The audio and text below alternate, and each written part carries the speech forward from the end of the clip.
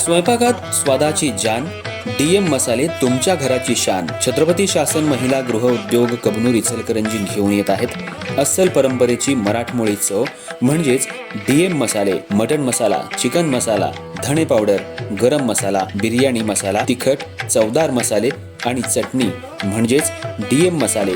तर आजच आपल्या जेवणाची रंगत वाढवण्यासाठी केमिकल विरहित डीएम मसाले, गृहिणींच्या मनातले मसाले आणि चटणी अवश्य वापरा. डीएम मसाले महिला बचत गटाद्वारे करणारे स्वच्छ माफक दरामध्ये म्हणजेच डीएम मसाले. संपर्क दिव्याताई मगदूम, मोबाईल 91 30 80 22 55.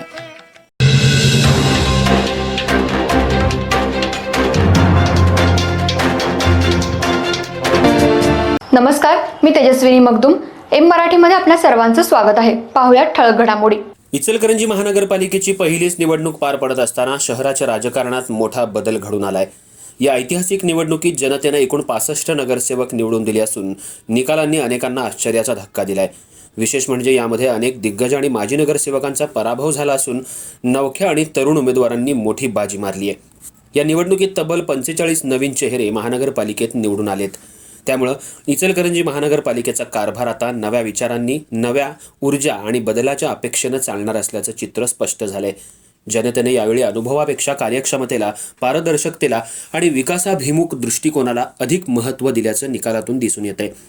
विशेष बाब म्हणजे गेल्या 15 ते 20 वर्षांपासून नगरसेवक पदावर असलेल्या सुमारे 10 ते 15 माजी नगरसेवकांना या निवडणुकीत पराभवाचा सामना करावा लागलाय. हे सर्व नगरसेवक आपापल्या प्रभागात प्रभावशाली मानले जात होते. मात्र बदलाची चाहूल लागलेल्या मतदारांनी यावेळी वेगळा निर्णय घेतला. या पराभवामुळे संबंधित माजी नगरसेवकांच्या कार्यकर्त्यांमध्ये नाराजीचं वातावरण पसरलं असून अनेक ठिकाणी अस्वस्थता पाहायला मिळतेय. नवख्या उमेदवारांनी प्रचारादरम्यान स्थानिक प्रश्न, पायाभूत सुविधा, पाणीपुरवठा, स्वच्छता, रस्ते आणि नागरिकांच्या दैनंदिन अडचणींवर भर दिला. थेट जनतेशी संवाद साधत प्रामाणिक आणि साध्या पद्धतीनं केलेल्या प्रचाराचा त्यांना मोठा फायदा झाला. परिणामी अनुभवी आणि माजी नगरसेवकांनाही त्यांनी चांगलाच दणका दिला. इचलकरंजी महानगरपालिका स्थापन झाल्यानंतरची ही पहिलीच निवडणूक असल्यानं नागरिकांमध्येही उत्सुकता आणि अपेक्षा मोठ्या प्रमाणात होत्या.